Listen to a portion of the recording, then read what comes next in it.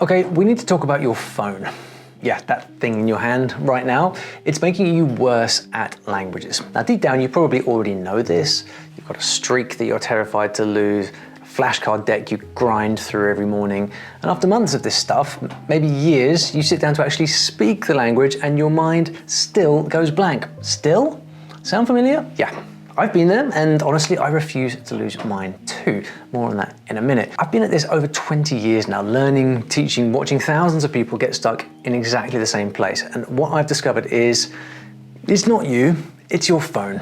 So in this video, I'm going to show you exactly how your phone is messing with your language learning, what to do instead of grinding apps every morning, and how to do it all in the time that you already have, even if your life is completely packed. First, let me tell you why your phone is slowly turning you into a pigeon. And this is a story that genuinely changed how I think about language learning. Back in the 1950s, an American psychologist called B.F. Skinner did this experiment with pigeons. He put them in a little box with a lever inside, and every time the pigeon pressed the lever, a food pellet dropped out. Press, pellet, press, pellet, simple enough. But here's where it gets properly interesting. Skinner started messing with the timing. Sometimes the pellet came out after one press, sometimes after 20, sometimes not at all. And do you know what those pigeons did? Well, they pressed the lever like their lives depended on it, constantly, compulsively, even when no pellet was coming. And honestly, when I read about that, it knocked me for six, because dopamine, the chemical that we associate with pleasure, isn't actually a pleasure chemical at all. It's a wanting chemical. Your brain releases it when it expects a reward, not when it gets one, which means you can hook a brain, human or pigeon, on the promise of a reward, whether you ever deliver one or not. And Skinner basically discovered the blueprint for every addictive thing that's been built since. Slot machines, social media, and, you've guessed it, your language learning app. Your phone does not pump out food pellets, obviously, but it does let you maintain your streak, and that streak is doing exactly what Skinner's lever did. You tap it, you get a hit. Not because you've learned anything meaningful. Those gamified exercises are grammar drills from school with a fresh coat of paint. You tap it because your brain wants the next pellet, and it's not just the streak. Badges, leaderboards, the little confetti animation when you finish a lesson, all of it engineered to fire that anticipation circuit over and over again. These apps are not built by educators, my friend. They are built by behavioral psychologists, people whose whole job is to keep you tapping, and they're very, very good at it. So here is the question worth asking. Do any of those things actually measure your language ability? No, they do not. The app is rewarding you for showing up to the app, not for getting better at the language, and that's the trap. You're doing pigeon work, pressing a lever, waiting for the pellet, convinced you're learning a language. But look, I'm about to show you exactly how to fix this. It's a simple routine that works in the time that you've already got, but I know what happens next. You're going to watch this video, get fired up, think, right, I'm going to do this, and then by Wednesday you can't remember step one. That's not because you've lost motivation, it's because nobody gave you a way to track it. So I made you something very simple to fix this. It is my language goal planner. It's 2 pages you can print out. It takes about 10 minutes to fill in, and it sorts out 3 things: where you are right now, where you want to be in 90 days, and exactly what to do each day to get there. It's free. You can print as many copies as you like. To get it, you can scan the QR code on the screen or grab the link below. Now, I'd love to tell you that it's just the streaks doing this to you, but there's another habit that fooled me for years, and full disclosure, I was the worst offender. I used to be a flashcard addict. Properly hooked. It started at school, to be honest. We get handed a list, like, here's 10 French words, memorize them for the lesson tomorrow. And it worked, sort of. You know, I'd memorized the list, I'd passed the test, yay me, and I would feel like I was learning a language. That feeling never quite left me, so years later, I'd grind flashcards every single day, convinced that one more deck, one more review, and I'd finally be able to speak. But when it came time to actually talk to people, well, those words that I drilled were nowhere to be found. You know the feeling here, right? They're somewhere in the back of your mind, sure, but they're not on the tip of your tongue where you need them. I figured out what was going on by accident, of all places, on top of a mountain in Argentina. So I was traveling up in the north of Argentina in the border region with Bolivia, and one night up in the mountains I got hit by altitude sickness. I couldn't breathe properly, and I was too scared to go to sleep in case I stopped breathing. So I grabbed the nearest thing I could find to distract myself. It was a Spanish novel by Garcia Marquez, Crónica de una muerte anunciada. Fantastic book. The first proper book I'd ever attempted in Spanish too. No phones back then, no dictionary, nothing, just me and the book in a staring contest and a lot of altitude. And right from the get-go, there's this one word that kept popping up, and the word was obispo. Now, absolutely no idea what it meant, but I kept reading anyway, and slowly from the story I started to piece it together. This obispo thing was clearly someone important. Everyone treated him with reverence. He seemed to have something to do with the church. And that was enough to follow the story, enough to keep going. And because he was central to the plot, the word showed up practically on every page, over and over and over again. By the time I finished that book, obispo was top of mind, and I figured it out. It means bishop. 20 years later, it's still there, and I've never once put that word in a flashcard. And this is when it clicked for me. There's a massive difference between recognizing a word and actually being able to use one. And this is what linguists often call passive versus active vocabulary. And flashcards are brilliant at the first one. You tap the card, match it to the translation, feel clever, but when you're mid-conversation, you actually need that word, it's just not there. It's locked up in passive memory somewhere with all the other ones that you knew. What actually drills words into active memory, the kind that you can actually use, is seeing these words in context again and again when something is at stake, meaning when you're motivated to understand it, even if that something is just finding out what happens next in a story. So if you want to break out of recognition jail, stop collecting words, start surrounding yourself with the whole language, stories, podcasts, shows. Follow the plot and let the words find you. So if grinding apps is not working and flashcards just trick your brain into thinking you know something, well, what actually does work? Well, here's the bit that took me far too long to figure out. The thing that gets language properly into your head is not the thing that feels like study. It's the thing that feels like getting hooked on a story. Let me show you what I mean. A few years back, I was completely burned out. I was burned out at work, burned out at Cantonese. I had nothing left. So instead of pushing through and studying long into the night, I did the responsible thing and collapsed on the sofa. And I started watching a TV series from Hong Kong in Cantonese. It was called Triumph in the Skies, it was called. It was an aviation romance drama. And yes, that is a genre. And yes, I am completely serious. My Cantonese back then wasn't anywhere near good enough to follow everything that was happening, but I got hooked on the story.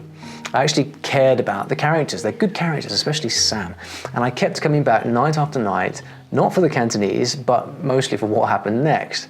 No notifications, no streak, just me, the sofa, and a burning need to know whether the pilot got the girl or not. And then a few weeks in, my Cantonese teacher said to me something that stopped me in my tracks. She said, my tones had improved. Cantonese is a tonal language. My vocabulary had grown. I sounded more natural. All from watching TV. Now, that's a real, tangible language learning achievement. Not a badge, not a leaderboard position, not a pigeon maintaining a streak. That's what happens to you when you stop studying a language and start actually immersing yourself in it. So here's your job. Find your Triumph in the Skies, a series, a podcast, a book, something story-based that pulls you back in at the end of every episode. One warning though, whatever you pick has to be in your sweet spot. For me right now, this is Japanese podcasts. I like listening to podcasts with two people just chatting in Japanese, and I can already follow most of what they're saying. And that last bit matters. If you put on something that you understand 5% of, you're not learning, you're just listening to noise. You need that sweet spot where your brain's working hard, but it's not drowning. Right now, I can already hear the objection. Ollie, I haven't got time to sit and watch a TV series every night. Fair enough. Nor do I most of the time. But here's the funny thing about that Cantonese binge session. I wasn't adding anything to my life. I was already gonna flop on the sofa at the end of the day. My brain was too tired for anything useful. I just swapped the language that it was in. And once I clocked that the language could just ride along on stuff I was already doing, I started looking for other gaps. The walk to the shops, the queue at the shops, that first half awake 15 minutes before the day properly starts. I do some of my best language learning during dead time like this. Hit play on a podcast or a song, or even talk to myself with headphones in so I don't look completely crazy. I reckon you have more dead time than you think, but you're filling it with the wrong things. So let me ask you something, and be honest with yourself here. How much time do you actually spend on your phone every day? Not learning, just on the phone, scrolling, notifications, reading something you've forgotten in about 4 minutes. For most people, if they're being honest, it's well over an hour. It could even be in the 2, 3, 4 hours. If you want to really scare yourself, check the settings on your phone and it will tell you how long you're spending on it. Time is not the problem, it's what you're doing with that time. You don't need to find more hours in your day. You just need to point the hours you've already got in a slightly better direction, or a significantly better direction. 15 minutes here, 15 minutes there, which as it happens is exactly the routine that I'm about to give you. But first we need to deal with the apps already on your phone. So right, before you go on a deletion spree, because I know what you're thinking now, we need to talk about something. We humans, we're not good with loss. If you've got a 4-figure streak, the thought of losing it feels genuinely painful. I get it, I really do. In fact, I'll let you in on a little secret. I've got my own streak going. It's the number of days I've gone without opening a language app.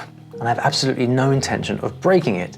No notifications, no badges, no confetti, just me getting on with the actual learning. So here's the question to ask about every app on your phone. Does this give me meaningful contact with the whole language?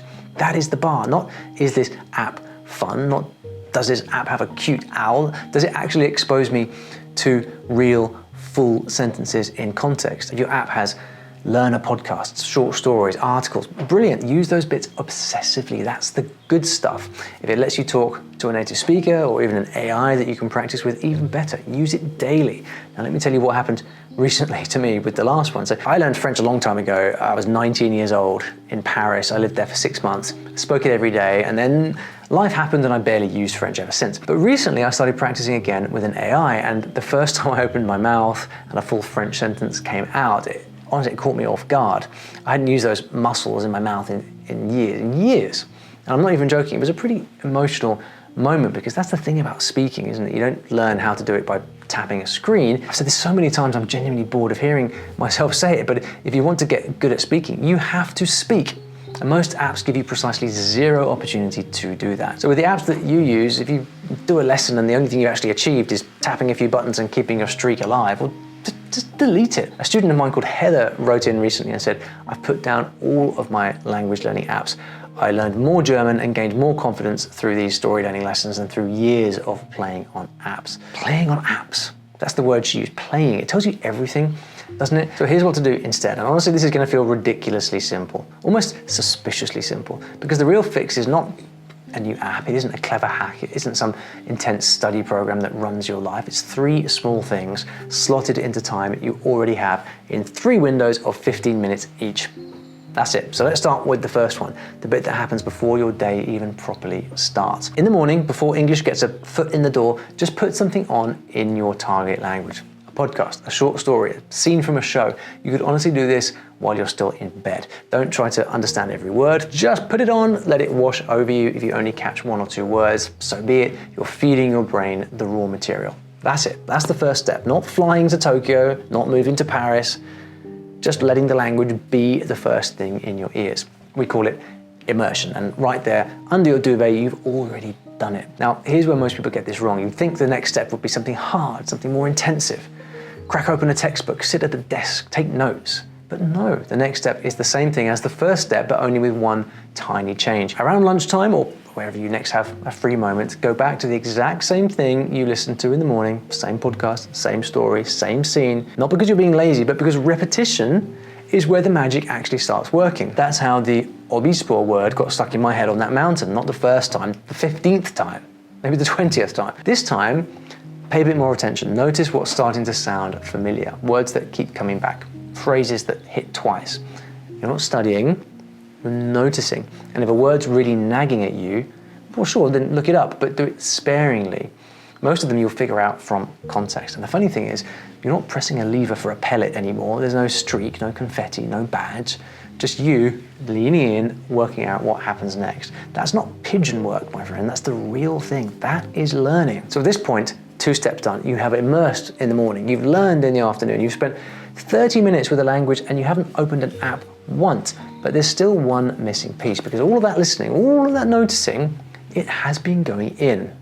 Now it needs to, you guessed it, needs to come out. So in the evening, instead of the usual scroll, try talking out loud in your new language. A loose summary of what you listen to. It doesn't matter if it's clumsy, doesn't matter if it's half gibberish. These days, whenever I'm picking a language back up, I send voice notes to a friend who's also learning. There's something about having an actual person on the other end that makes you try harder than just talking to yourself. Some days, nothing comes out right. Some days, a sentence tumbles out and you think, hang on, where's that been hiding? That's the language going from passive to active, from locked in your head to out of your mouth. And I call this activation. The first time it properly happens, when you're not expecting it, you get a real bit of satisfaction, the kind that no app has ever given you or will ever give you. Immerse, learn, activate.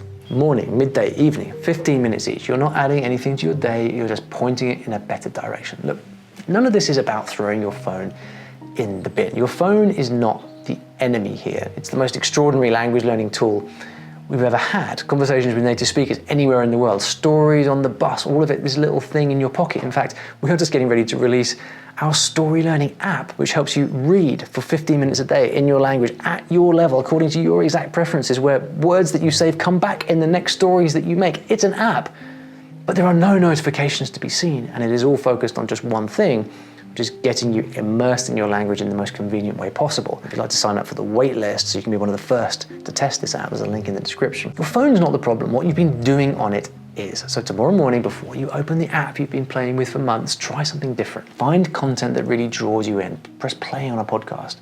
Read one paragraph of a story, anything, as long as it's the real language, not some gamified version of it. But there's still one trap waiting for you, even when you've ditched the app and you've switched to reading stories.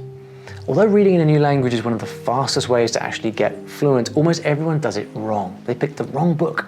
They stop every 2 seconds to look up words. They get demoralized by page 3, and they quit right back to the streak that they swore that they left behind. And that's exactly what I cover in my next video, a simple 6-step reading habit backed by science that turns reading from a slog into the thing that you look forward to most in your day. Go and watch that right now.